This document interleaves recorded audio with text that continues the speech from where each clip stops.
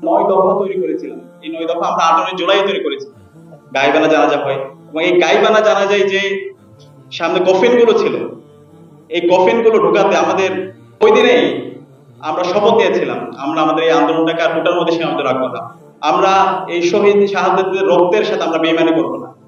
ওই দিন রাতে আমরা ওই দিনে পরিকল্পনা ছিল সন্ধ্যার পরেই আমরা প্রত্যেকটা হল ছাত্রলীগ মুক্ত করবো। তো আন্দোলনের যে মূল সমন্বয়করা ছিল মাহফুজ আব্দুল্লাহ, নাহিদ, আসিফ, সার্জিস হাসান, আব্দুল কাদের, আবু বকর মজুমদার থেকে শুরু করে সবার সাথে আমাদের প্রথম বর্ষ থেকে যোগাযোগ ছিল এবং আমরা দীর্ঘদিন ধরে ক্যাম্পাসে শিক্ষার্থীদের স্বার্থ সংশ্লিষ্ট দাবি দাওয়া নিয়ে আমরা আন্দোলন করছিলাম। আমরা সবসময় শিক্ষার্থীদের সাথে ছিলাম। যেহেতু ক্যাম্পাসে শিবির পরিচয় দিলে তাদেরকে মেরে ফেলা বৈধ ছিল, সেই জায়গা থেকে আমরা স্বপরিচয় আমরা আসতে পারি না, কিন্তু আমরা সবসময় ছিলাম। তো এই আন্দোলনের শুরুতে আপনারা যদি দেখেন প্রথম দিকে এটা কোটা সংস্কার আন্দোলন ছিল এবং 14 জুলাই যেদিন ঢাকা বিশ্ববিদ্যালয় ক্যাম্পাসে আমাদের শিক্ষার্থী ভাই বোনরা রাতে বেরিয়ে পড়ে এবং প্রত্যেকে তুমি কে আমি কে রাজাকার রাজাকার স্লোগানে পুরো ঢাকা বিশ্ববিদ্যালয় ক্যাম্পাস মুখরিত হয়। এর পরের দিন 15 জুলাই ঢাকা বিশ্ববিদ্যালয়ে আমাদের ভাই বোনদের উপর ইতিহাসে ন্যাক্কারজনক বর্বর হামলা চালানো হয়। নিষিদ্ধ ঘোষিত ছাত্রলীগ এবং তার দোসর বহিরাগত নিয়ে এসে আমাদের ভাই বোনদের উপর নির্মম হামলা চালানো হয়। ওই দিনেই আমরা শপথ নিয়েছিলাম আমরা আমাদের এই আন্দোলনটাকে আর কোটার মধ্যে সীমাবদ্ধ রাখবো না। ফেসিবাদ মুক্ত বাংলাদেশ বিনির্মাণ আগ পর্যন্ত আমরা আমাদের লড়াইকে চালিয়ে যাব এবং ওই দিনেই এবং সেই অনুযায়ী আমরা পরিকল্পনা নিয়েছিলাম। কিন্তু সময় ঘাটতি এবং সামগ্রিক প্রস্তুতির না থাকার কারণে আমরা একদিন আমরা দীর্ঘায়িত করেছিলাম এবং ওই দিন রাতে আজকে মির্জা গালিব ভাই আছেন, আমরা ওই দিন রাতে মির্জা গালিব ভাই বিশ্ববিদ্যালয়ের সাবেক প্রায় 10-12 জন সভাপতি এবং আমাদের কেন্দ্রীয় সংগঠনে যারা দায়িত্বশীল ছিল তাদের সাথে আমরা বসে মিটিং করি এবং আমরা সিদ্ধান্ত নিই 16 জুলাই আমরা বড় ধরনের একটি জমায়েতের মাধ্যমে আমাদের শিক্ষার্থী ভাই বোনের উপর যে ন্যাক্কারজনক হামলা হয়েছে আমরা এটার প্রতিবাদ জানাবো এবং আমরা আরো শক্তিশালী হয়ে আমরা মাঠে ফিরব। এবং তারই আলোকে আপনারা দেখতে পেয়েছেন 16 জুলাই ঢাকা বিশ্ববিদ্যালয়ের শহীদ মিনারে লোকে লোকারণ্য হয়েছে প্রত্যেকটা হল থেকে এবং ঢাকার বিভিন্ন প্রান্ত থেকে মুক্তগামী জনতা তারা মিছিল নিয়ে আসে এবং ওই দিনেই পুরো ঢাকা বিশ্ববিদ্যালয়ে ওই দিন রাত থেকে ছাত্রলীগ মুক্ত হয় এবং নিষিদ্ধ ঘোষিত ছাত্রলীগ এবং তার দোসররা তার ক্যাম্পাস থেকে পালিয়ে যায় এবং পরের দিন সকালে গাইবানা জানাজা ছিল। আমাদের ওই দিনে আবু সাইদ সহ সারা দেশে 6 জন শহীদ হয়। শহীদ হওয়ার পরে তখন আমরা সিদ্ধান্ত নিয়ে নিই, আমরা শপথ নিয়ে নিই আমরা এই শহীদ শাহাদাতের রক্তের সাথে আমরা বেইমানি করবো না। আমরা সবাই জীবন দেব, ফেসিবাদ মুক্ত বাংলাদেশ না করার আগ পর্যন্ত আমরা আমাদের লড়াই চালিয়ে যাব এবং এর প্রেক্ষিতে 17 জুলাই গাইবানা জানাজা হয় এবং এই গাইবানা জানাজায় যে সামনে কফিনগুলো ছিল, এই কফিনগুলো ঢোকাতে আমাদের অনেক বেশি ব্যাগ পেতে হয়েছিল। আমরা শাহবাগ দিয়ে চেষ্টা করেছিলাম, এরপরে আমাদের চাঙ্গারপুল দিয়ে চেষ্টা করেছিলাম, সর্বশেষ আমাদের পলাশি দিয়ে চেষ্টা করেছি, ওখান থেকে পারে পরে নীলক্ষেত দিয়ে আমাদের ঢোকাতে হয়েছে এবং এইভাবে বিভিন্ন ক্রিটিক্যাল টাইমের মধ্যে দিয়ে আমাদেরকে যেতে হয়েছে এবং গাইবানা জানাজা পরবর্তী আমাদের উপর হামলা চালানো হয় এবং ওই দিন প্রত্যেকটা হল ক্যাম্পাস বন্ধ করে দেওয়া হয় এবং ক্যাম্পাস বন্ধ করে দেওয়ার পরে একটা সংকট তৈরি হয়। যে ক্যাম্পাস থেকে যে ঢাকা বিশ্ববিদ্যালয় থেকে আন্দোলনটা শুরু হয়েছে সেই ক্যাম্পাসটা বন্ধ ঘোষণা করা হয়েছে। এখন করণীয় কি করা যায়? তখন আমরা সিদ্ধান্ত নিলাম এই আন্দোলনটাকে আমরা শুধুমাত্র ঢাকা বিশ্ববিদ্যালয় না আমরা সারা দেশে ছড়িয়ে দেব। মূল সমন্বয়ক যারা ছিল তাদের সাথে কথা হলো এবং কেন্দ্রীয় সংগঠন আমাদের দায়িত্বশীলদের সাথে আমরা কথা বললাম। এর পাশাপাশি প্রাইভেট ইউনিভার্সিটি যারা দায়িত্বশীল ছিল ওনাদের সাথে কথা বললাম, সামগ্রিকভাবে সবার সাথে কথা হয় এবং আলহামদুলিল্লাহ এরপর দিন 18 জুলাই আমরা প্রাইভেট ইউনিভার্সিটি সহ সারা দেশে সকল আপামর ছাত্র জনতার স্বতঃস্ফূর্ত আমরা বিস্ফোরণ দেখতে পেয়েছি, যার মাধ্যমে এই আন্দোলনটা সারা দেশব্যাপী ছড়িয়ে পড়ে এবং ওই সময় আমরা শুনতে পাচ্ছিলাম যে কোনো সময়ে ইন্টারনেট অফ হয়ে যেতে পারে এবং কারফিউ জারি করা হইতে পারে।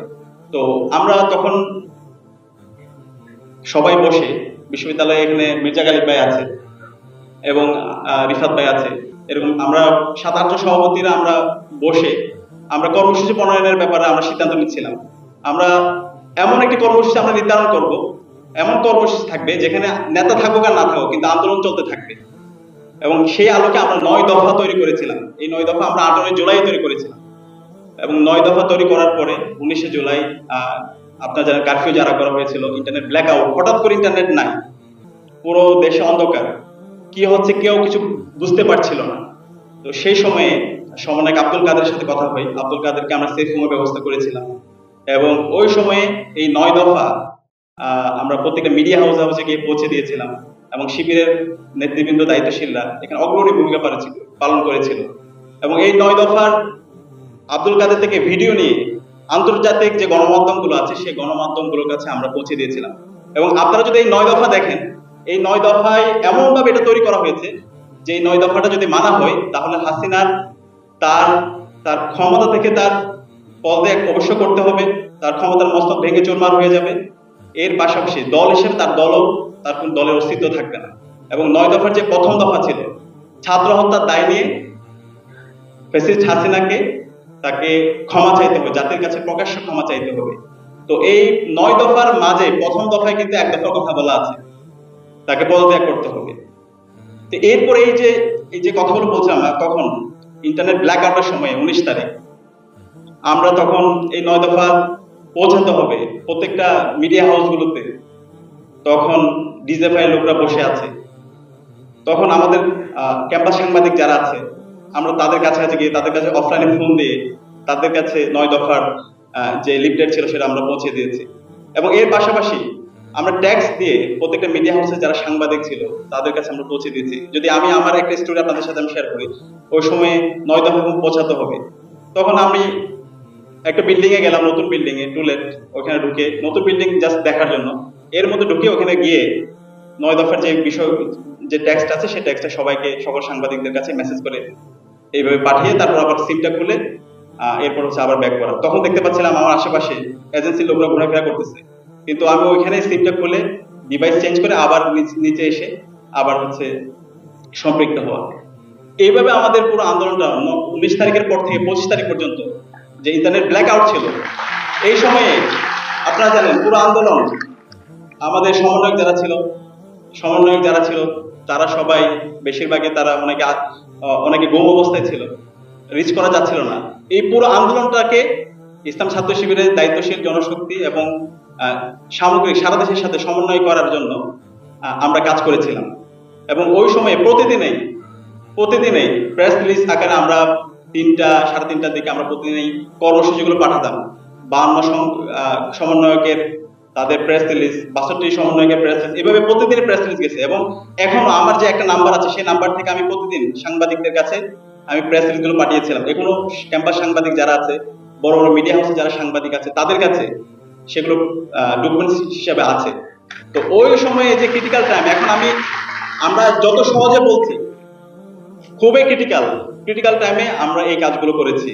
এবং এখানে এই সময় যদি আমরা দেখতে পাই, আমরা আল্লাহ তাআলা আমাদেরকে লিড করার সুযোগ দিয়েছে। এবং এখানে আমরা যদি দেখতে পাই ওই সময়ে যাত্রাবাড়ি, মিরপুর, রামপুরা, বাড্ডা থেকে শুরু করে সারা দেশের স্বতঃস্ফূর্ত মুক্তিকামী জনতা তারা রাস্তায় নেমে পড়েছিল। তারা ফ্যাসিবাদ মুক্ত বাংলাদেশ বিনির্মাণের জন্য তাদের বুক তারা পেতে দিয়েছিল এবং তাদের শক্তির মাধ্যমে আজকে আমরা ফ্যাসিবাদ মুক্ত বাংলাদেশ পেয়েছি, আলহামদুলিল্লাহ। এবং ওই সময়ে যে ইন্টারনেট ব্ল্যাক আউট অবস্থায় ছিল, ওই সময় সারা দেশে অফলাইনে একটা নেটওয়ার্ক তৈরি করতে হবে। সে অফলাইনে নেটওয়ার্ক তৈরির কাজটা করেছিল আমাদের বিশ্ববিদ্যালয়ের সাবেক সভাপতি ছিল এবং কেন্দ্রের বর্তমান সাহিত্য সম্পাদক সিবগাতুল্লাহ ভাই। এবং এর পরবর্তীতে 25 তারিখের পরে আমাদের সবাই দেখা গেছে অনেকে হতাশ, আর সম্ভব না, হাসিনা টিকে গেছে, এখন আবার আমাদের ক্যাম্পাসে ফিরতে হবে। অনেকের এই ধরনের বিভিন্ন ধরনের পরামর্শ আসছিল, কিন্তু আমরা শপথ দিলাম যে এতগুলো মানুষের জীবন গেল, প্রায় 600 থেকে 700 মানুষ শহীদ হলো, এই শাহাদাতের সাথে, এই শহীদদের সাথে আমরা বিট্রে করতে পারি না। ফ্যাসিবাদ মুক্ত বাংলাদেশ বিনির্মাণ আগ পর্যন্ত আমরা আমাদের লড়াই চালিয়ে যাবো ইনশাআল্লাহ।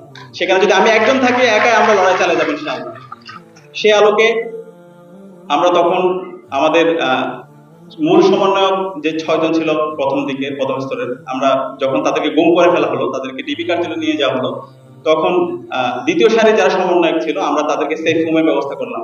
এবং ওই সময়ে আপনারা জানেন আল জাজিরার অনুসন্ধান ইনভেস্টিগেটিভ জার্নালিস্ট জুলকারনাইন সাহির ভাইও আমাদেরকে বিভিন্নভাবে হেল্প করেছিল। এবং দেশীয় এবং আন্তর্জাতিক বিভিন্ন সাংবাদিক, সুশীল সমাজের প্রতিনিধি, তাদের সাথে আমার রেগুলার যোগাযোগ হতো। এবং ওই সময় সিকিউরিটি কনসার্নের কারণে আমি সালমান নামে আমি সবার সাথে যোগাযোগ করতাম, যেহেতু সামগ্রিক সিকিউরিটির বিষয়গুলো মাথায় রাখতে হবে। তো সালমান নামে আমি সবার সাথে যোগাযোগ করতাম, অনেকের সাথে তখন যোগাযোগ করতো, তখন তাদেরকে আমরা সেফ হোমের ব্যবস্থা করেছিলাম। এবং প্রথম শহীদদের যে তালিকা প্রকাশ করা হয় স্টুডেন্ট এগেইনস্ট অপারেশন নামে একটি প্ল্যাটফর্ম থেকে আব্দুল হান্নান মাসুদ প্রেস কনফারেন্সের মাধ্যমে পেশ করেছিল, সেই তালিকাটা আমরা তৈরি করেছিলাম। 19 তারিখ থেকে 25 তারিখ পর্যন্ত আমরা প্রতিদিন আমাদের অনেকগুলো টিম আমরা ভাগ করে নিয়েছিলাম। তখন আমাদের একটা টিম তারা প্রত্যেকটা হাসপাতালে যেত, হাসপাতালে গিয়ে লাশের স্তূপ পড়ে আছে, সেখানে গিয়ে তাদের পরিচয় যতটুকু পারা যায় সেটা আমরা আইডেন্টিফাই করার চেষ্টা করতাম। এবং এই আলোকে আমরা তালিকা প্রকাশ করেছিলাম এবং এটাই ছিল সর্বপ্রথম শহীদদের তালিকা। এরপরে যে কর্মসূচিগুলো হয়েছে 2 তারিখ পর্যন্ত, প্রত্যেকটা কর্মসূচিগুলো সবার সাথে পরামর্শ করে, যতগুলো স্টেক হোল্ডার ছিল এখানে সকল অংশীজনদের সাথে পরামর্শ করে আমরা সার্বজনীনভাবে আমরা আমাদের কর্মসূচিগুলো প্রণয়ন করার চেষ্টা করতাম। এখানে যে remembering hour heroes, March for justice, চোখে এবং মুখে লাল কাপড় বেঁধে প্রতিবাদ জানানো, শোককে প্রতিহত করা, এইভাবে যতগুলো কর্মসূচি ছিল সবগুলো কর্মসূচিতে আমরা সবার সাথে পরামর্শ করে এবং সমন্বয়কদের সাথে পরামর্শ করে আমরা এগুলো নির্ধারণ করার চেষ্টা করতাম। আলহামদুলিল্লাহ এর প্রেক্ষিতে আমরা শেষের দিকে দেখতে পেয়েছি মার্চ ফর জাস্টিস প্রোগ্রামের মাধ্যমে শিক্ষার্থীরা আবার এবং আপামর ছাত্র জনতা তারা আবার মাঠে নেমেছে। এবং এর প্রেক্ষিতে পরবর্তীতে আমরা 2 তারিখ যখন মূল সমন্বয়কদের মুক্তি হয় এবং তাদের সাথে সমন্বয় করে 3 তারিখ অসহযোগ আন্দোলন এবং 1 দফা ঘোষণা করা হয়। এরপর হচ্ছে 4 তারিখ যে শাহবাগে প্রোগ্রাম হয়, সেই প্রোগ্রামের পরবর্তীতে 5 তারিখ ফতেহ গণভবনের মাধ্যমে আমরা ফেস্টিভ্যাল মুক্ত আলহামদুলিল্লাহ বাংলাদেশ পেয়েছি। তো